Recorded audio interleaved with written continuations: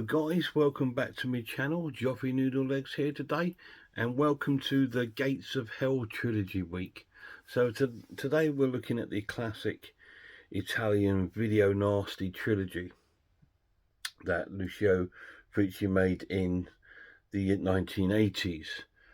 He made City of the Living Dead, The Beyond, and The House by the Cemetery, which is the trilogy. Although the films is not a continuous story, they all have sort of links going through them. So the first one we're looking at tonight is City of the Living Dead, which was, I think, 1980. It's a strange story. It's all based around this sort of book called the Book of Enoch. And the film sort of starts where we see like a priest sort of walking in his sort of like church graveyard. And then it cuts to like a seance in New York, and the woman that's holding it and a young girl there called Mary are starting to see these visions of this priest in this town called Dunwich. And they've never seen him before, and they just keep seeing visions of him. And then they see him sort of like throwing a rope over a tree and then hanging himself. And it's kind of strange, and it's just like no one can really know what's going on at this point. Anyway, the girl starts at the seance, Mary starts screaming, and then she sort of like has a fit on the floor and dies. So it's quite, well, what's going on? So this is kind of strange. So she sort of dies at this seance. And then the sort of police turn up and trying to make sense of what's happened, obviously, because they've now got a girl dead and they're not really believing about this seance and this book called the Book of Enoch. Now, the woman that keeps talking about is this strange looking woman with the worst haircut in film history, and she's talking about the Book of Enoch. Apparently it's a book that can open the gateways to hell, and apparently now this seance has opened the gateway. But they don't believe him, and we then cut to outside where we see our main man, who's in pieces, who I absolutely adore,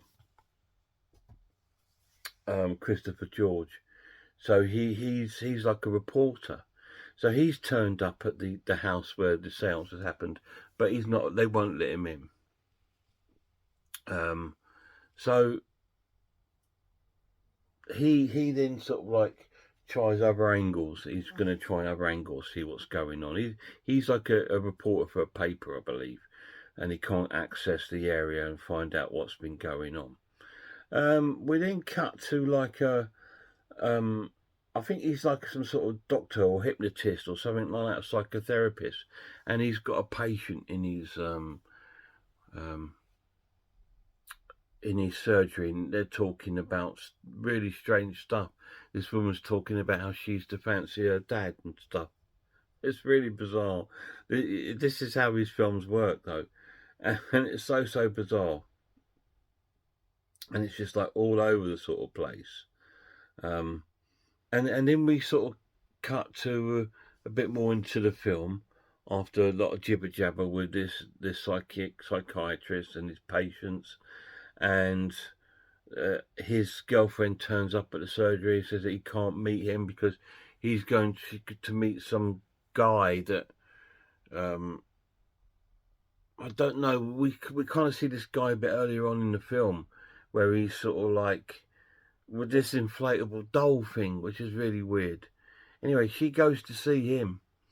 She's gone off to see him. So we then cut to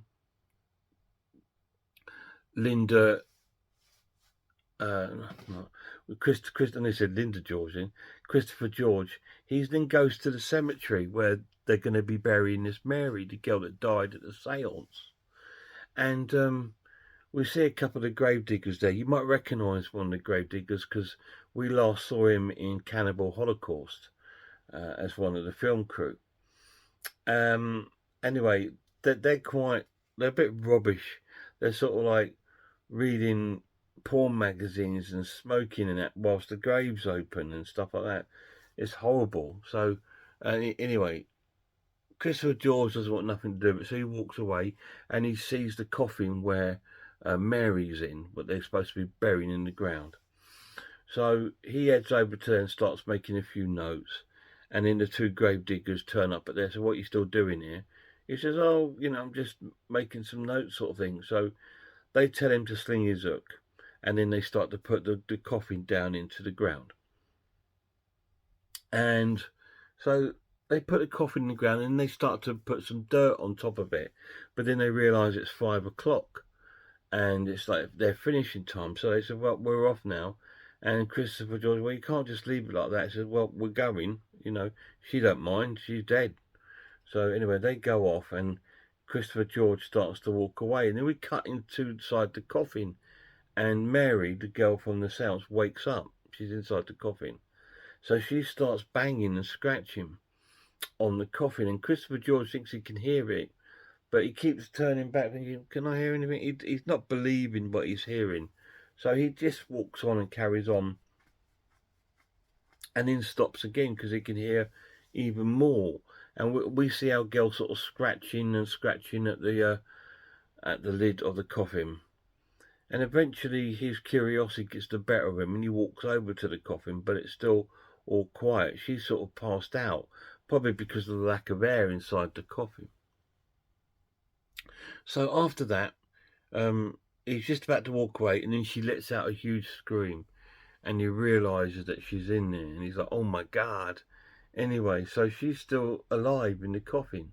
So he goes and grabs a pickaxe, and then he climbs on top of the coffin, and he starts hacking away with a pickaxe, and nearly striking her 2 or 3 times in the head with a pickaxe, nearly killing her. Anyway, so he keeps doing this to get air in there and to try and get it off. And eventually he knocks off a large amount of the coffin, and you can see her in there sort of screaming. And so all this is sort of going on, and back in Dunwich, all stuff's starting to kick off there. We're getting obviously, since the priest hung himself, he's opened the gates of hell. So the living dead are coming back to life. They're coming out from the ground and all this. So you don't see too much of this just yet. But yeah, we see like the odd clip of a grave of a zombie coming out of the grave. But it's all getting a bit strange in Dunwich, and all these strange happenings. Like we go to like this sort of like, it's almost like a bar sort of garage sort of thing where we see these 3 guys and they're talking about stuff that happens, and the mirror smashes, and they said, oh, since the priest has hung himself, all this strange stuff has been happening. And the guy that owns it said, no, just come and have another drink and all that. And then the wall in his cafe sort of splits in half. So the other 2 guys sort of like say, well, we're off. So all these sort of strange things are happening in the town, and that guy acting strange with the sort of inflatable doll. And like I said, the psychiatrist's partner goes off to see him. She knows him or something, and something weird happens there. They hear like this weird noise of like weird sounds going on, and he runs out. And the girl stands there, and then she's grabbed by the dead priest. And he's got like a handful of worms, and he sort of shoves them in her face. And we sort of cut back to the psychiatrist who's speaking to the father on the phone. And he says, well, she's not turned up home yet. And he goes, oh, she will, don't worry, she's probably fine. But all this stuff's sort of kicking off. Anyway, Mary, who's now alive, has sort of teamed up with Christopher George, and they're going to make their way to find this Dunwich, because the woman with the curly hair has said to them that they must, by Monday, close the gates of hell. Otherwise, the dead will walk the earth and the whole world will come to an end. So they've got this job to try and do that. And they're going to meet up with the psychiatrist and the other woman are going to meet up with them, and they turn into like a little team. But other weird stuff is happening in Dunwich. We've got a couple in the car, and they're just sort of like, you know, smooching in the car, and then they start seeing the girl thinks she can hear something outside. And the guy says, no, there's nothing, I'll turn on the headlights. So he turns on the headlights, and then we got still a vision of the hanging priest. So they're both terrified, and then it disappears. And then the girl sort of turns her head around, and the priest is standing by the window, staring at her. And then she starts bleeding from her eyes. Horrendously bleeding from her eyes. And then she starts coughing out all of her intestines and that through her mouth. It's disgusting. And all of her insides are coming out through her mouth. And the guy in the car with her can't believe what's going on. He's in shock. But she grabs the back of his head and squeezes, and his brains come out. So all this weird stuff's going on. So that's all I'm going to tell you. Is all this weird stuff's happening in Dunwich because the gates of hell have been opened. And they need to go and close it before it takes over and the living dead take over the planet and you get full of zombies. So it is a kind of strange story, this one. All three of them are quite strange, and they're all different in their own way. This one is all around the sort of the priest and this town called Dunwich, and the zombies being raised from the dead, and they've got to go and close this gate of hell to stop it all from happening. Whilst it's happening, all these terrible things are happening in this little town called Dunwich, and so they're making this road trip from New York down to it to try and find this gates of hell and to shut it all. So are they going to do that? You need to watch it and find out. What do I think of City of the Living Dead? It's amazing. It's probably my favourite of the trilogy, if I'm being honest with you. It's probably my favourite of the trilogy. I do like all three of them, the Beyond especially, but this one is probably my favourite one, just because it's more sort of iconic imagery of zombies and sort of like you see lots of sort of fog around sort of like houses area, and it's like that real sort of real horror sort of imagery which I love, and it's classic.